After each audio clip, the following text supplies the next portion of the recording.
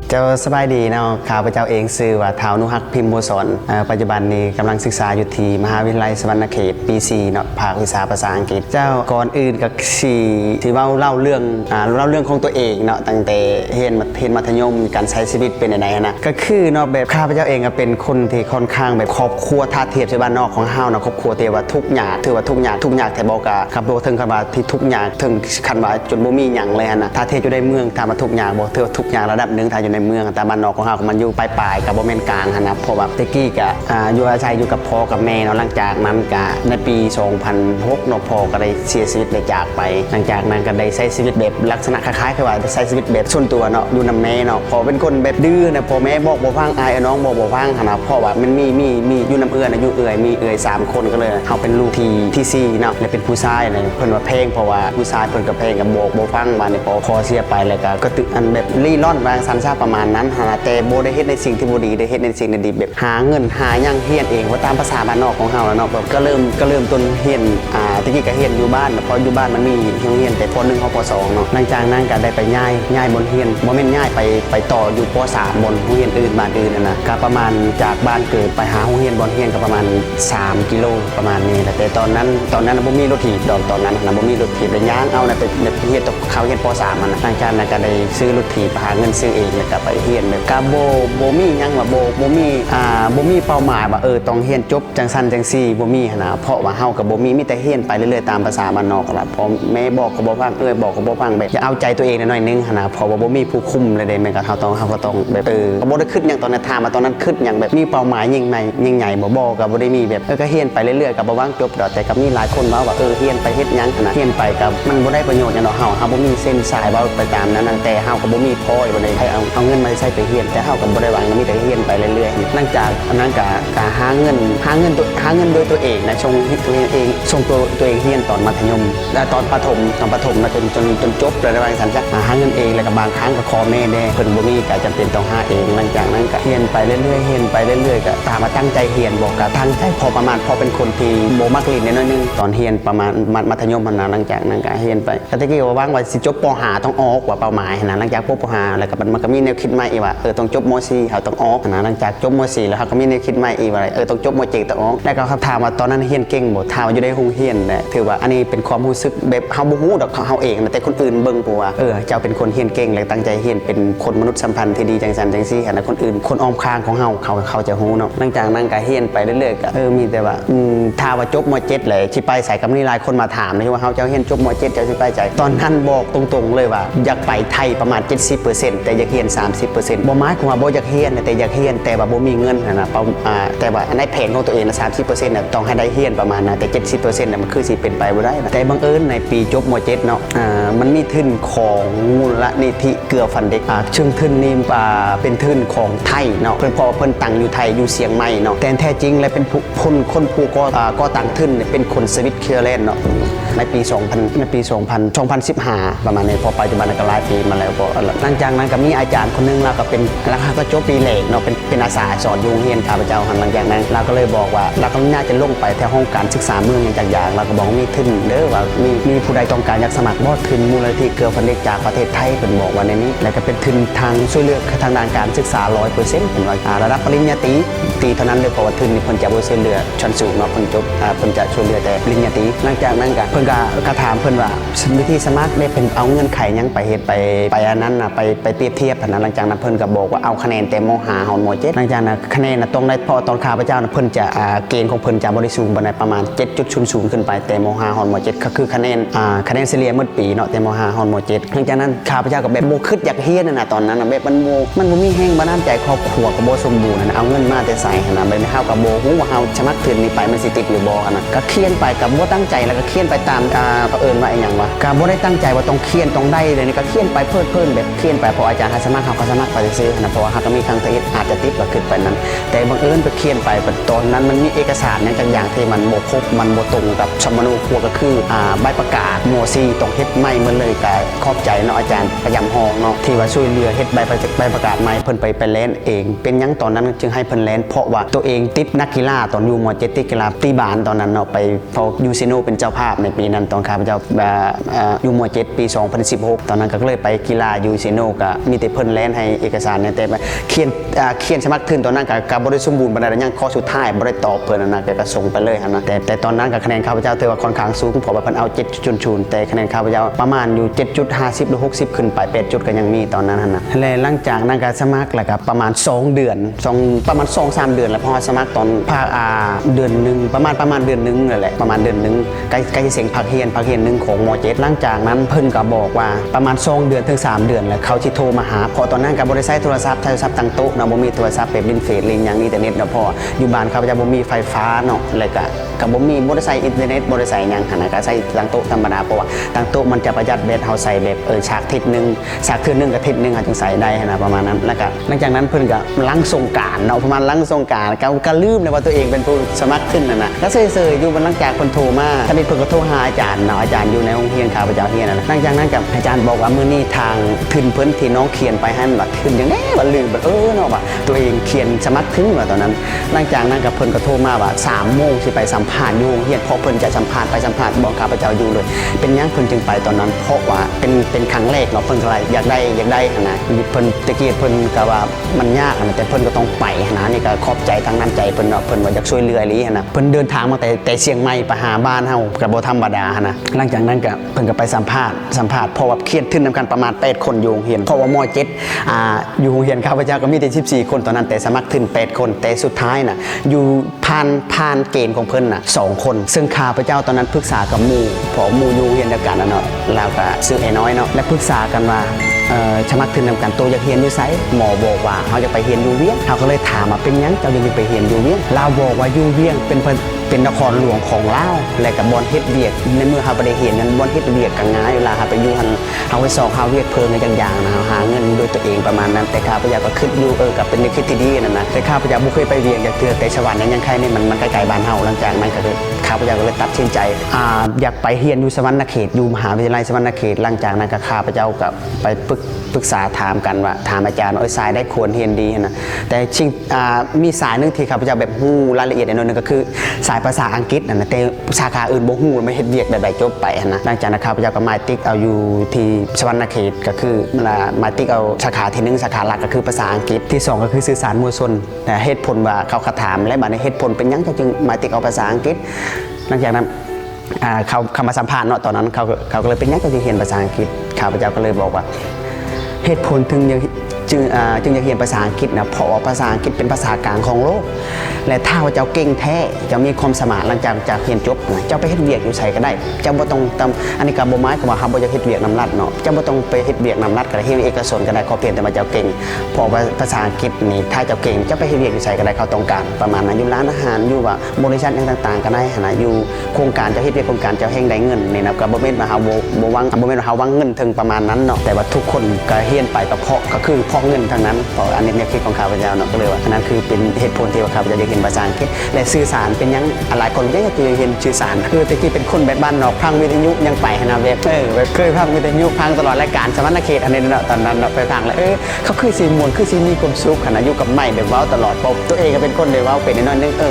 เรียนสื่อสารน่าจะดีนะแบบภายโฆษณาหรือว่าเป็นโฆษกต่างๆน่าจะดีเพราะว่าประมาณนั้นก็เลยติ๊กเอาที่2กับสื่อสารหลังจากนั้นก็เพิ่นบอกให้ไปเซ็งหลังจากเพิ่นสัมภาษณ์แล้วเพิ่นบอกน้องต้องไปเซ็งเด้อว่าทำอิฐฮับปากเขาว่าโดยว่าบ่ฮู้ว่าเขาให้ไปเซ็งอยู่มขขึ้นว่าเขาให้ไปเซ็งม7โดยว่าไปแล้วเขาถามไปตามมาเขาไปให้เซ็งเขามขว่ะสิเซ็งได้มขมหาวิทยาลัยสวรรณเขตยังบ่เคยไปจักเทื่อว่าจะเฮ็ดได้เด้อว่าตัดสินใจบ่จักไปแล้วบัดนี้เขาก็อุกเลยผู้สัมภาษณ์เขาลงทุนมาแต่เชียงใหม่ที่ไปสัมภาษณ์อยู่บ้านแต่สุดท้ายมันจะไปเซ็งบัดนี้ก็ตัดสินใจไปก็ไปว่าก็ถามหลายคนนั่นแหละแล้วก็ถามอ้ายเนาะปออ้ายก็แล้วก็จบม.4คนอยู่บ้านน่ะจบม.4แล้วก็ไปเรียนครูเนาะสู่ครูชั้นกลางอยู่ที่รักเก็ตเราไปต่อครูรักเก็ตนะเราบอกเขาอยากไปอยากซื้อแบบฟอร์มเราว่าลงมาเราก็ได้หลังจากนั้นเพราะว่าอ้ายเราอยู่กับแม่ฮักเนาะหลังจากนั้นเราก็บอกแม่ฮักของเราว่ามีน้องชายเขาอยากไป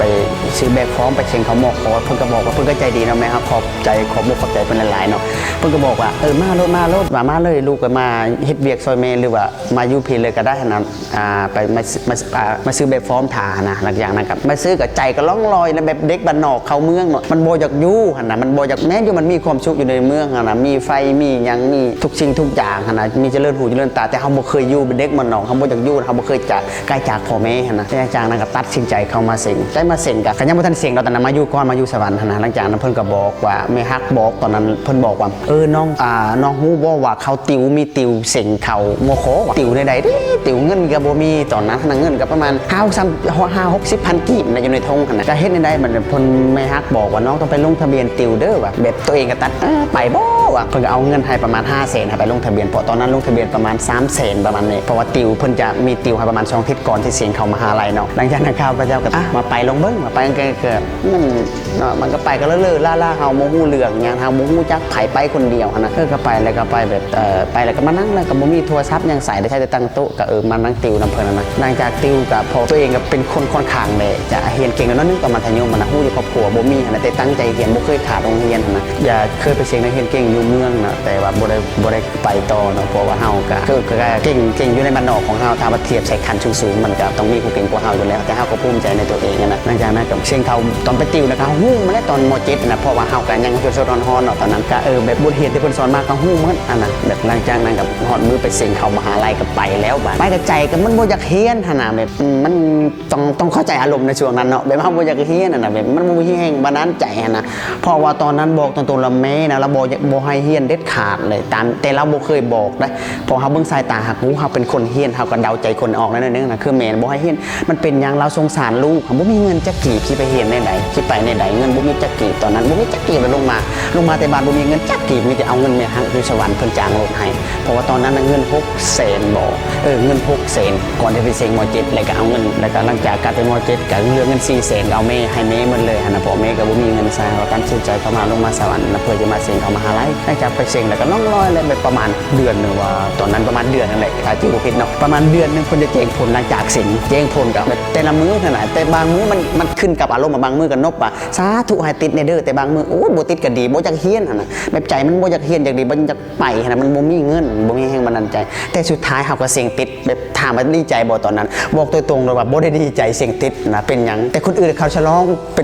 นฉลองไปฮานไปนั้นไปนี่ไปฉลองกินกันดีใจเซ็งติดแต่ข้าพเจ้าไปเสียใจหั่นน่ะอารมณ์ตอนนั้นบ่อยากเฮียนน่ะบ่มีเงินแต่กับบัดนี้ก็เขาบ่ฮู้ว่าทุนของเขาสิให้เงินหลายปานใดหั่นน่ะบัดนี้หลังจากเซ็งติดเขาประกาศผลออกมาหลังจากนั้นก็เจ้าของทุนของเขาเนาะผู้ดูแลทุนอยู่แล้วก็คืออันนี้ก่อนเนาะเป็นคนดูแลเฮาในส่วนนั้นน่ะแล้วก็เลยโทรบอกว่าน้องเอ้ยว่าน้องเซ็งติดแล้วเด้อว่าอาจก็ติดตามเฟซของมขอยู่ว่าให้น้องไปลงทะเบียนเด้อว่าเงินบ่มีจักกีบในตอนนั้นสิเป็นลงทะเบียนน่ะถามเขาว่าลงทะเบียนเท่าใดตอนนั้นลงทะเบียนเนาะปีนึงเนาะประมาณ1,890,000ตอนนั้นน่ะเนาะกันชื่อบ่ผิดตอนนั้นเนาะหลังจากนั้นบ่มีเงินลงทะเบียนให้ได้เด้อบาดคิดไปก็ฮอดมื้อสุดท้ายมื้อสุดท้ายแล้วก็จะเอาไปลงทะเบียนมื้อก็ปิดเลยเนาะปิดลงทะเบียนเลยเขาก็การและทางทุนเขานี่เป็นหยังอยู่ให้หยังแต่ว่าคือยังบ่ได้ไปลงทะเบียนอยู่ป่านนี้เขาก็หายได้น้อยนึงอะไรเพราะว่าอันนี้ก็ขอบใจทางเพิ่นนะเพิ่นใช้ใจให้เฮาแบบได้มีโอกาสได้เรียนนะแต่เฮาก็ยังบ่เข้าใจระบบการศึกษาเพราะเฮาอยู่บ้านนอกเฮายังบ่ค่อยจะรู้เรื่องมันระบบเทคโนโลยีมันล้าสมัยนะว่าซั่นซะแล้วก็ตัดสินใจว่าถามเขาแล้วบัดนี้บ่จะถามยังเสียมารยาทแต่จำเป็นต้องถามหยังข้าพเจ้าฮู้บ่ตอนนั้นข้าพเจ้าถามเงินอยากฮู้ว่าเงินเดือนเขาหลายปานใดนะสมมุติก็ให้เดือนละแสนมันเช่นได้ยกตัวอย่างนะอันนี้ก็บ่แม่นประมาทแต่เอายังบ่ว่าก็ต้องถามแล้วอย่างนั้นข้าพเจ้าตัดสินใจถามเขาว่าเงินเดือนหลายปานใดถามเขาโอ้น้องนี่จริงจังขนาดเนาะว่าอยู่เฮาว่าชั่วบ่มีเงินนี่พ่อแม่เฮาบ่มีถ้าอยู่นำแม่พ่อบ่มีอ่ะนะเป็นลูกกำพร้าไปส่งเรียนพ่อแม่ก็เป็นสาวนาบ่ได้เฮ็ดหยังอยู่ในเฮือนนั่นล่ะหั่นเป็นแม่เฮือนเฮ็ดนาอ้ายน้องเป็นเฮ็ดนาหมดแหละเป็นมีแต่ข้าพเจ้าคนเดียวเป็นคนเฮียนอยู่ในเฮือนนะมันเป็นคนเดียวที่เฮียนอยู่ในเฮือนเป็นคนแรกที่เฮียนอยู่ในบ้านข้าพเจ้าเป็นคนแรกที่เฮียนอยู่ในบ้านหลังจากนั้นก็เขาก็บอกว่าน้องเอ้ยว่าเงินเดือนก็รวมเหมือนรวมหมดประมาณปีนึงเนี่ยเขาจะบอกว่าประมาณ 40,000 บาทให้ต่อปีดีใจเลยว่า 40,000 หลายเป็นเงินกี่ตัวตรง10 ล้าน10ปลายล้านผู้ใดว่าก็ตัดสินใจตอนนั้นน่ะยืมเงินเขาก่อนตอนนั้นน่ะยืมเงินเขาก่อนนะแต่ยืมเงินอ้ายก่อนแต่ทางอ้ายน้องก็มีงัวประมาณ 2-3 ตัวตอนนั้นบ่หลายเพิ่นก็ตัดสินใจขายงัวอ้ายตัวนึงแต่ตัวเองแบบบ่จะขายแต่งัวมันก็บ่มีหั่นน่ะเป็นน้องก็ยังมีแบบเวลามันจำเป็นเอาหยังหั่นน่ะแต่เพิ่นก็แบบรู้สึกเสียใจอยู่ตอนนั้นแบบบ่อยากให้เพิ่นขายหั่นน่ะแบบแต่เฮายังยืมเงินหลังจากนั้นก็เปิดก็ขายงัวประมาณจุบค่าเทอมนะหลังจากนั้นก็ไปลงทะเบียนเนาะไปเสียค่าเทอมตอนนั้นไปลงทะเบียนแล้วกับอันนี้ไปเงิน2 ล้านตอนนั้นไปลงทะเบียนกับ1,890,000เลยเนาะกันยังก็บ่หลายแล้วบาดนี้เนาะกันยัง100,000ปลายนึง วันนี้บ่มีเงินที่ไหนเด้มันเงินบ่พอบานไปซื้อเครื่องอะไรเมื่อ500,000เลยซื้อเครื่องของน้องเขาเห็นนะพอเงินทุนเขายังบ่ทันให้เด้ตอนนั้นเขาให้ไปลงทะเบียนก่อนเนาะหลังจากนั้นก็ตัดสินใจไปลงทะเบียนก็ไปถามอาจารย์เพิ่นว่าปัจจุบันในเงินน้องบ่พอว่าสิเฮ็ดแนวใดน้องกับอาจารย์เขาก็เพิ่นก็ให้การพัวพันเป็นอย่างดีนะอยู่มคเนาะเพิ่นก็บอกว่าเงินบ่พอบ่ได้แล้วน้องพอปีนึงเนี่ยน้องต้องเสียให้ครบอ่ะนะต้องเสียเบิดคาถาปี2ปี3เนี่ยบ่เป็นหยังหั่นน่ะน้องเสียครึ่งนึงของก็ได้แต่ปีนึงเพิ่นอยากรวบรวมพอหามาใหม่เด้เพิ่นก็เลยว่าต้องให้เสียครบเลยว่าเฮาเงินเฮาบ่พอเถียงกับอาจารย์อยู่นั้นน่ะเป็นตัวเองเป็นคนมักเว้านึงๆแต่ถึงว่าเฮาบ่เคยเห็นหน้าแต่เฮาจำเป็นเฮาต้องได้เว้าหั่นน่ะเถียงว่าเงินเฮาบ่พออาจารย์ว่าเฮ็ดได้ก็บ่ได้น้องเลยก็เว้ากับเขาว่าน่ะเฮามีแนวเซ็นเฮาก็จะเซ็นนะนี่ว่าเงินเฮาออกเฮาสิมาใช้เท่านั้นเท่านี้หรือว่าถ้าว่าเจ้าบ่เสือเอาสัมมโนเข้าไปก็ได้นะอย่างมาเฮาตัวอันน่ะประมาณแต่อาจารย์เพิ่นก็แก้ไขให้หมดความสามารถอันน่ะหลังจากนั้นมีอาจารย์นึงก็บ่ค่อยจะจื้อหน้าเราว่านั้นน่าจะเป็นอาจารย์ผู้หญิงนี่แหละตอนนั้นเป็นเรื่องทะเบียนเจ้าของการกางแจ้งอยู่มคเฮาอย่างนั้นเราก็ว่าคันว่าน้องแบบน้องมีปัญหาทางด้านนี้ถ้าน้องมีความสามารถและน้องกล้าไปสิพาขึ้นไปหัวหน้าการเงินอยู่ห้องอยู่ตึกอธิการว่านั่นก็เราก็พาไปแบบแล้วก็ก็ขอบใจเนาะก็ใจดีเนาะแล้วก็แบบให้การผูกพันเป็นอย่างดีนะขึ้นไปหัวหน้าการเงินก็เป้ากับเพิ่นแบบขอน้ำเพิ่นนี่แหละเพิ่นก็อันนั้นกับแบบก็ทางเพิ่นกับเพิ่นบ่ได้เพิ่นก็ให้การร่วมมือแบบเพิ่นก็ใส่ใจทุกรายละเอียดนะเพิ่นก็ถามว่าจะเป็นในนั้นก็ถามแล้วเขาพระเจ้าก็ไปถามเงินบ่พอใช่นะที่แต่เพิ่นก็โทรจะน่าจะโทรจากพนักงานของเพิ่นอะไรเลขาอย่างเนี่ยพัวพันกับเพิ่นก็มีการพัวพันกันเพราะว่าเฮ็ดคนเดียวกันได้เพราะว่าเขาเป็นพนักงานเขาต้องเฮ็ดเป็นทีมมันเพิ่นก็โทรเพิ่นต้องเต็มข้าพเจ้ามาตั้งแต่8 โมง12 โมงยังบ่แล้วอยู่นั่นได้ก็บ่ได้แต่สุดท้ายก็ไปหายืมเงินคนอื่นนำมาใส่ก็แล้วก็เขาก็ลงทะเบียนก็ตัดสินใจมาเฮียนกันล่องรออยู่เลยบ่คิดนึงเลยนะมันก็มาเซ็นสัญญาบัดนี้ยังบ่ทันเซ็นสัญญาไปเฮียนเดือนนึงเขาบอกว่าน้องเฮียนเดือนนึงก็เด้อก่อนจึงมาเซ็นสัญญานะแต่ข้าพเจ้าตอนนั้นก็เฮียนกับมันบ่มีเงินย่านว่า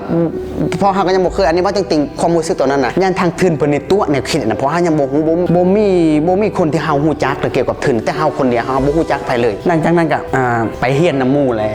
อินเทอร์เน็ตต่างๆ Facebook ต่างๆยังบ่เคยใช้กันน่ะก็เฮียนไปเรื่อยแบบหลังจากนั้นก็ทุนเขาโทรบอกเจ้าของทุนของเขาแล้วเขาก็มาเซ็นสัญญาเพราะว่าหลังจากเขาได้รับทุนแล้วเขาจะบอกเขาจะมาเซ็นสัญญาก็คือเขาก็มาแล้วบัดนั้นหลังจากเดือนเขาก็มาว่าน้องเอ้ยว่ามื้อนี้เขาก็โทรบอกลวงหน้าวันที่ตอนนั้นตอนนี้ก็มาบอกว่ามาเซ็นสัญญาเด้อว่ามาเซ็นสัญญาเกี่ยวกับทุนเฮานี่ละอย่างนั้นข้าพเจ้าก็แบบไปว่าเซ็นแล้วก็เขาบอกว่าเพราะว่าคะแนนเกรดของมหาลัยเนาะก็คือ 4.00 แต่อยู่ในตอนข้าพเจ้าเซ็นสัญญาอยู่ในเบนเซ็นสัญญาบ่ให้ลด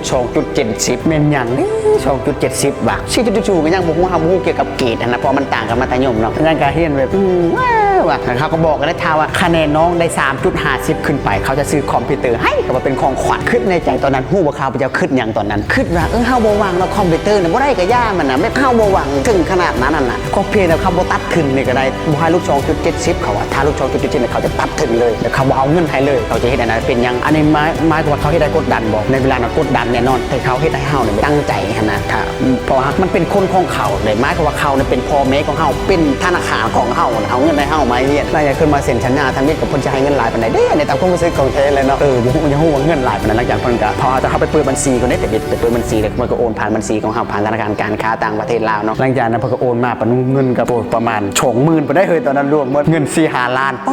รู้สึกดีใจแบบเฮาบ่เคยได้เงินเป็นก้อนปานนั้นตั้งแต่เกิดมาครั้งแรกของชีวิตนั่นน่ะมันดีปานนี้เลยบ่ว่าถึงเฮาก็รู้สึกภูมิใจเลยแบบเฮ็ดให้เฮามีแฮงบันดาลใจเฮียนขึ้นก็เฮียนตั้งใจเฮียนถามว่าตั้งใจเฮียนแต่บ่ก็ตั้งใจเฮียนในระดับนึงเนาะพอเป็นข้าพเจ้าเป็นคนที่บ่มักลีกบ่มักเที่ยวปานนั้นเที่ยวเป็นจังหวะอันนั้นมีเงินยังก็ไปเที่ยวแบบบ่อื่นที่ยังบ่เคยเห็นแต่ไปเล่นเขาที่เข้าบ้านแบบบ่ค่อยจะมักปานไหนนะแบบเฮาบ่มีหมู่ด้านนั้นนะเลยเฮียนประจำหมู่หลังจากนั้นก็เฮียนไปเรื่อยๆแหละหลังจากเฮียนไปเรื่อยๆบัดนี้สิ่งทายภาคต่างๆกันโอ้มันยากเนาะเฮียนมาอะไรมันบ่คือมัธยมเนาะมันรู้สึกว่ามันยากนะก็ตั้งใจเลยสุดท้ายก็ได้เฮาเฮ็ดได้นะมันเกินขาดแต่เฮาเฮ็ดได้นะคะแนนเฮาตัวนั้นกับถามเฮาเฮียนเก่งบ่ก็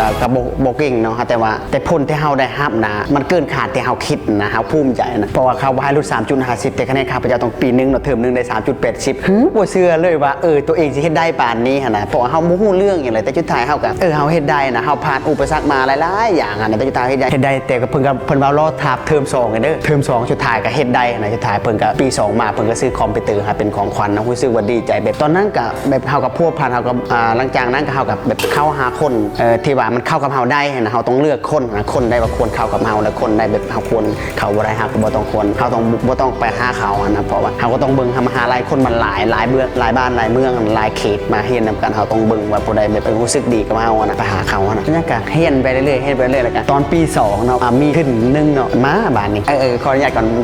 ลืมว้าวนึงเนาะตอนนั้นนะข้าพเจ้าจะไปเฮียนเวียดตอนนั้นเนาะไปสมัครไปเฮียนเวียดนะแล้วขึ้นไปขึ้นมาปะว่าจะไปเฮียนเวียดแต่นะถ้าสมัครก็ติดตอนนั้นนะเพราะว่าคะแนนก็มันอยู่ระดับสูงในตอนนั้นแต่ฐานะก็มันก็อยู่ประมาณนั้นนะอาจารย์ก็ตัดสินใจเพราะว่าจะข้าพเจ้าไปเฮียนเวียดตอนนั้นนะทุนของยูโมคทุนของมูลนิธิเกือปันเด็กเพิ่นจะยกเลิกแต่เอาทุนยูเวียดบ้านที่ข้าพเจ้าตั้งคำถามในตัวเองว่าในเมื่อเขาไปเฮียนเวียดเขาฮู้บ่ว่าเขาสิเฮ็ดได้ซำใดแต่ทุนตัวนี้ไปเขาคว้ามาแล้วเขาได้มาแล้วนะก็เลยว่าตัดสินใจญาติชาชนว่าจะได้หลายปันได้น้อยซำใดก็เลยว่าตัดสินใจเฮียนอย่างนี้แหละปี2ก็เลยมีหมู่คนนึงซื้อว่าทัศพลนะเป็นหมู่ชนิดเฮียนอยู่ในห้องเลยเนาะลาสมัครขึ้นไปบ่ไปสมัครขึ้นแลกเปลี่ยนว่า1เทอมอ่ะบ่สมัครตอนนั้นบ่สนนึกขึ้นนะมันเฮาบ่ฮู้เรื่องอย่างนะแบบเฮาความสมัครของเฮาบ่ถึงระหว่างสันซักก็เฮียนมันปี2มีแต่มสมัครปีเป็นคนเดียวเนาะแต่เราก็สมัครคนเดียวตอนนั้นเราสมัครบ่ติดบัดนี้บ่ได้นะแต่ผ่านแต่มหาลัยแต่บ่ผ่านทุนเนาะเพราะว่าจะไปขอต่อปี3มาถามหมอว่าปีหน้ามันสิมีบ่ทุนเทนี่หมอว่าหมดแล้วว่าหมดเท่าปีนี้นะครับเจ้าก็เสืออยู่แล้วเพราะว่าตอนนั้นน่ะบัตรประจำตัวข้าพเจ้าก็ยังบ่ทันมีตอนนั้นน่ะปกติเพิ่นมีตั้งแต่อายุ15บ่ได้แต่บ้านนอกของเฮาปานนั้นบ่มีโอกาสที่จะได้เฮ็ดตอนนั้นน่ะบ่มีบัตรประจำตัวหลังจากนั้นก็แต่ก็ยังมีเรามีหมู่นึงอายุปากเสชื่อว่าดาวอนเนาะเราเคยได้ไปทุนเสตอนปี2นะครับทุนคือการของมูลนิธินี่แหละแล้วได้รับทุนเสตอนปี2แล้วเราก็บอกว่าอันนี้เด้อน้องฮักเอ้ยว่าเป็นทุนเสทุนแลกเปลี่ยนอยู่ในอาเซียนว่าน้องเจ้าสิสมัครบ่ว่าหลังจากนั้นก็ตัดสินใจบ่สมัครบ่ว่าแต่บัตรประจำตัวก็ยังบ่มีพาสปอร์ตแห่งไก่เลยตัดสินใจเล่นบัตรพาสปอร์ตอีกตัดสินใจเล่นบัตรประจำตัวเราทำมิดเล่นประจำตัว2ทิศเด้บ่ได้ทิศนึงเนาะเฮ็ดด่วนตอนนั้นด่วนนึงแล้วเฮ็ดบัตรประจำตัวแล้วก็เขียนแบบฟอร์มไปนำเพราะจะมีแบบฟอร์มของทุนในทุนเสนั่นเนาะถ้าผู้ใดอยากรู้รายละเอียดก็สามารถมาถามโดยกลุ่มกันได้เนาะอันนี้จะว่าข่าวๆเด้อสิเนาะแล้วหลังจากนั้นก็เขียนแบบฟอร์มทุนไปพร้อมแล้วก็เฮ็ดบัตรประจำตัวไปพร้อมเฮ็ดบัตรประจำตัวแล้วก็ไปเฮ็ดพาสปอร์ตบัตรแต่เฮ็ดพาสปอร์ตเอกสารมันตะพื้ตอนนั้นน่ะมันบ่ผ่านไปเทื่อนึงไปเทมเอสบ่ผ่านโอ้ยเข้าไปเมืองอาจจะพรจะว่าทำใดเพราะว่าครับจะเป็นคนอาจจะพรเนาะซัดไปเมืองอาจจะพรแบบเขาจะไปแห้งนะตอนนั้นนะปี3ฮู้บ่กับตอนนั้นนะข้าพเจ้าคิดอย่างอยู่ตอนนั้นนะข้าพเจ้าว่าต้องไปนะต้องแห้งชักอย่างนะเพื่อตัวเองนะเพราะว่าเฮาถึงขั้นนี้นะบ่มีไผซอยนะเฮาต้องซอยตัวเองนะเข้าใจว่าเฮาต้องซอยตัวเองเพราะว่าเฮาก็ใหญ่ปานนี้นะเฮาอะไรเฮาอะไรอันใดเฮาคิดว่ามันดีเฮาต้องเฮ็ดนะเพราะว่าคือบางคนนี่หลายคนนี่คิดว่าเฮาเฮ็ดทุกมื้อเฮาเฮ็ดเพื่อพ่อเพื่อแม่อันนั้นก็ถือกับบ่ได้เถียงแต่สิ่งสำคัญนะเจ้าเฮ็ดเพื่อตัวเองแม่นบ่เป็นหยังจึงว่าในนั้นพ่อแม่อายน้องเจ้าบ่เข้าบ่สามารถเอาความรู้ของเจ้าได้มีแต่เจ้าได้เองเจ้าเฮ็ดเก่งก็มันเป็นของหูของเจ้าถ้าเจ้ากตัญญูรู้บุญคุณเจ้าเฮ็ดจบมาหาเงินหาคำเอาส่งให้เพิ่นอันนั้นคือเป็นคนดีของสังคมเป็นคนดีของพ่อแม่นะครับพระเจ้าก็เลยตัดสินใจแบบว่าเทพาสปอร์ตเล่นเองเอกสารทุกสิ่งทุกอย่างไหมเล่นเองเมื่อผมอยู่คนเดียวเนาะแล้วก็เล่นเองหมดให้ทุกสิ่งทุกอย่างแล้วพาสปอร์ตแล้วก็สมัครแล้วก็เซ่อๆอยู่ตอนนั้นสมัครกว่าประมาณจะคนโบสมัครเขาทุนเสนะใครจะข้าพเจ้าก็บ่ฮู้กันสมัครแต่คนนะตอนนั้นสมัครกันแล้วก็พังเมื่อเลยพอเป็นโชงเดือนบ่ได้ก็บ่เจ๋งๆคนมามันแต่กี้เฮาต้องสมัครเลือกมหาลัยก่อนทำเป็นทุนเสเนาะเฮาต้องเลือกมหาลัยอยู่ในอาเซียนเฮาจะไปประเทศใดแล้วแต่ละประเทศในประเทศที่เจ้าจะไปมหาลัยใดเราจงไปอ่านข้อมูลรายละเอียดของเขาแล้วก็จะสมัครตามนั้นเพราะว่าบางมหาลัยเขาจะให้เขียน AC ถ้าบ่ได้เรียนภาษาอังกฤษจะฮู้เลยเนาะถ้าคนบ่เรียนภาษาอังกฤษก็ฮู้คือกัน AC เนาะจะเขียนบทความต่างๆนะเขียนพอทุกสิ่งทุกอย่างสมัครเป็นภาษาอังกฤษเหมือนเนาะตอนนั้นนะถ้ามาข้าพเจ้าฮู้มันบ่ทุกตัวเป็นภาษาอังกฤษบ่เพราะบางอันเฮาก็ต้องดัดแปลงเพราะปัจจุบันอาจารย์ใหญ่ของเฮาก็คือ Google เฮาสามารถไปเสิร์ชหา Google ถ้าเฮาแปลบ่ได้นะมันก็จะบอกกับเฮาหลังจากนั้นเฮาก็ทำความเข้าใจเองหลังจากนั้นข้าพเจ้าก็เข้าไปอ่านหมดได้ค่ะอ่านหมดแต่ละมหาลัยบนที่ข้าพเจ้าจะไปเรียนแต่ละประเทศนะเพราะว่าพาสปอร์ตยังบ่ทันแล้วตอนนั้นนะบางมหาลัยมันปิดแล้วมันปิดไว้เด้เนาะคืออยู่ไทยคือพยัพเนาะเพิ่นจะปิดไว้มหาลัยของเพิ่นแล้วก็ข้าพเจ้าก็สมัครบ่ทันตอนนั้นหลังจากนั้นสมัครไปเวียดนามแล้วก็เมียนมาแล้วก็มาเลเซียแล้วก็กัมพูชาตอนนั้นข้าพเจ้าสมัครไปรวมทั้งหมด5มหาลัยแต่สุดท้ายติด2แต่ตอนนั้นน่ะข้าพเจ้าอยากไปความฝันตอนนั้นอยากไปมาเลว่ะแต่กัมพูชาก็อยู่ในระดับ2หั่นนะเหตุผลอยากไปก็คืออยากไปมาเลว่ะเพราะว่ากัมพูชาเนี่ย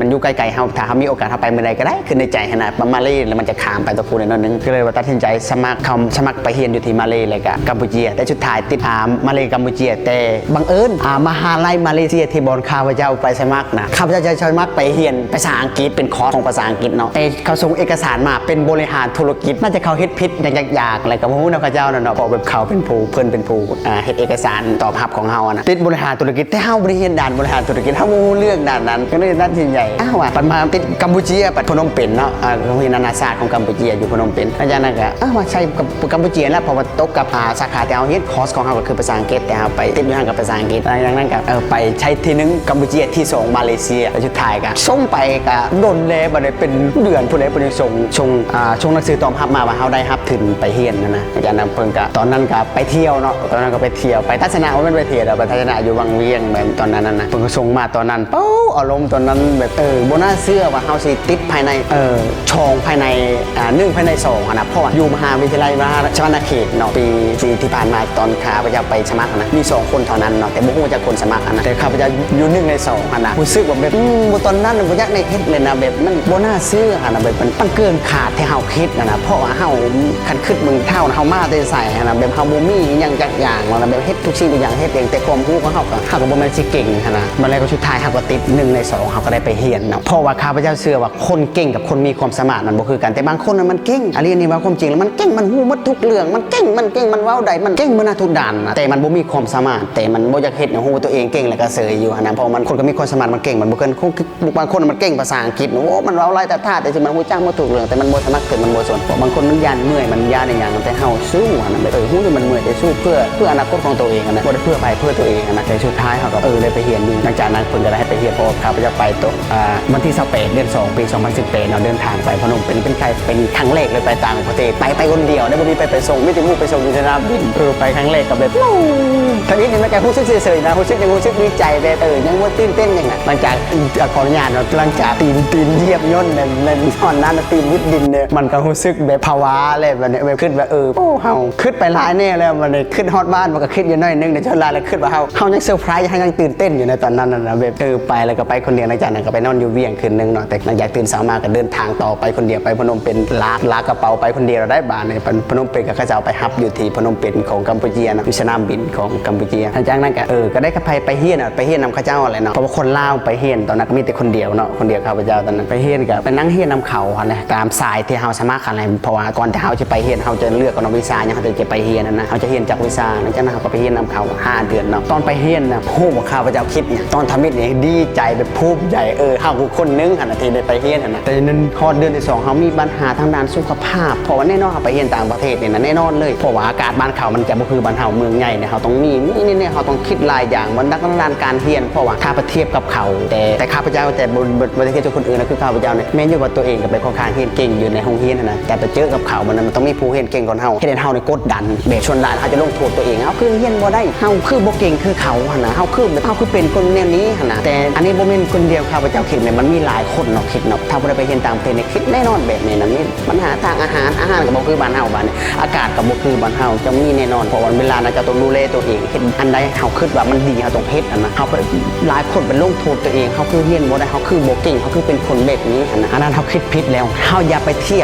ยบตัวเองอย่าไปเทียบกับคนอื่นอย่าไปเอาตัวเองไปเทียบกับคนอื่นเฮาเอาตัวเองไปเทียบกับตัวเองดีกว่านะเพราะว่าจะฮู้บ่ว่าก่อนที่เขาจะมาถึงจุดนี้นะว่าเขาเฮ็ดหยังได้เขาผ่านอุปสรรคอย่างนี้คือหมู่ของข้าพเจ้าต้องไปเฮียนนำกันเนาะมีคนเมียนมาเนาะแล้วก็มีคนอินโดพักอยู่ห้องเดียวกันคนอินโดเป็นผู้ชายนะคนเมียนมา3 คนแต่พักอยู่คอนโดเดียวกันได้จ่ายค่าห้องเดียวกันเนาะเลยไปถามเขาว่าเจ้าเรียนภาษาอังกฤษในปีใดครูบอกเขาตอบเขาจะว่าในใดเขาเรียนตั้งแต่อนุบาลเรียนอินเตอร์ทางนั้นเรียนนานาชาติแต่เฮาเรียนหยังมาแต่บ้านนอกบ่รู้เรื่องนี่เลยจากคนเด็กบ่เคยใช้โทรศัพท์มันจักอย่าง